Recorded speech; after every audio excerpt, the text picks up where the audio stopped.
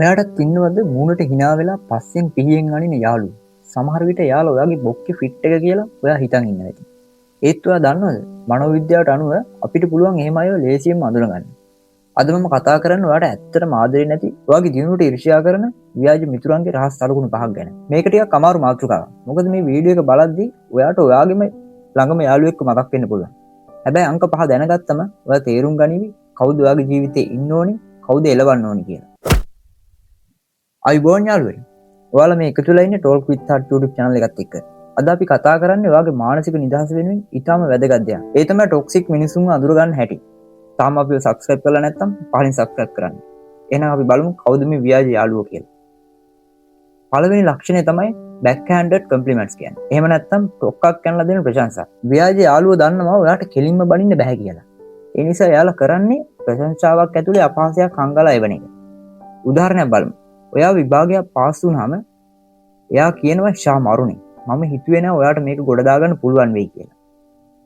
නැත්තම් ඔයා ලස්සනට ඇඳලා ඉන්නකොට කියනවා අද ඔයා මාර ලස්සනයි. වෙනද වගේ නෙවෙයි. දැක්කද වෙනස? එයාලා ඔයාව අගය කරනවා වගේ පෙන්නලා ඔයාගේ හිත රිද්දන්න උත්සාහ කරනවා. මෙහෙම අයකින් පරිස්සම් වෙන්න.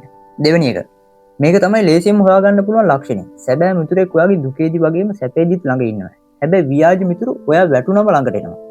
මොකද ඔයා වැටිලා ඉන්නවා දකින්න එයාලා කැමති. හැබැයි ඔයා දියුණු වෙනකොට ඔයාට සම්මානයක් ලැබෙනකොට ඔයා අලුත් ජොබ් එකකට යනකොට එයාලගේ මූණ වෙනස් වෙනවා. එයාලා නිකන් කන්ග්‍රැචුලේෂන් කියලා ෂේප් වෙන්න බලනවා. නැත්තම් මේක පොඩි දෙයක් වගේ පෙන්වන්න හදනවා. ඔයා දිනනකොට ඔයාගේ මූණ දිහා බලලා අවංකව hina වෙන්න බැරි කෙනෙක් ඔයාගේ යාළුවෙක් නෙවෙයි. තුන්වෙනි කාරණාව. එයාලා හිතන්නේ මේ ලෝකේ ප්‍රධාන චරිත එයාලා විතරයි කියලා. ඔයාගේ ප්‍රශ්නයක් කියන්න ගියොත් එයා ඒක අහගෙන ඉන්නේ නැහැ. එයා බලන් ඉන්න ඔයා කතාව නවත්තනවා. එයාගේ ගැන කියන්නේ. උදාහරණයක් විදිහට ඔයා කිව්වොත් මට අද ඔළුව රිදෙනවා කියලා එයා කියනවා අපෝ මට ඊයේ ඉඳන් ඊට වඩා රිදෙනවා කියලා. ඔයාගේ හැඟීම් වලට වටිනාකමක් දෙන්නේ නැතිව හැමදේම එයාගේ පැත්තට හරව ගන්න කෙනෙක් ළඟ ඔයාට කවදාවත් සතුටින් ඉන්න බෑ. හතරවෙනි කාරණය. මේක ගොඩක් අය වරද්ද ගන්න තැන. ඔයාගේ යාළුවා ඇවිල්ලා වෙන කෙනෙක්ගේ රහසක් ඔයාට කියනවනම් අර අය ගැන කාටවත් කියන්න එපා. මම ඔයාට විතරයි කියන්නේ කියලා ඔයා සතුටු වෙන්න එපා. එයා ඔයාව විශ්වාස කරනවා කියලා. මොකද මනෝවිද්‍යාව හැටියට කෙනෙක් ඔයා ළඟට ඇවිල්ලා වෙන කෙනෙක්ගේ රහසක් ඔයාට කියනවනම් අනිවාර්යයෙන්ම එයා වෙන තැනකදී ඔයාගේ රහස් අනිත් අයට කියනවා. කේලම් කියන අය විශ්වාස කරන්නම බැරි જાතියක්. පස්වෙනි එක සහ භයානකම එක. ඔයාව කොපි කරන එක. ඔයා අලුත් විලාසිතාවක් කළාම එයා ටික දවසකින් ඒකම කරනවා. ඔයා කතා කරන විදිය, ඔයා වැඩ කරන විදිය එයා අනුකරණය කරනවා. මුලදී මේක හොඳයි වගේ පෙනුනට මේක යටි අරමුණ තමයි තරංගය. එයාට ඕනේ ඔයාට වඩා හොඳට ඒක කරන්න. මේක ඊර්ෂ්‍යාවේ උපරිම අවස්ථාව. තමන්ගේ අනන්‍යතාවයක් නැතුව ඔයාවම කොපි කරන කෙනෙක් ළඟ ඉන්නේ ඔයාව පරාජය කරන්න බලාගෙන. ඉතින් යාළුවනි මේ සලකුණු පහෙන් එකක් හරි තියෙන කෙනෙක් ඔයාගේ ළඟ ඉන්නවනම් හොඳම දේ තමයි එයාලව ටිකෙන් ටික ඔයාගේ ජීවිතෙන් ඈත් කරන එක. පාළුවට හරි තනියම ඉන්න.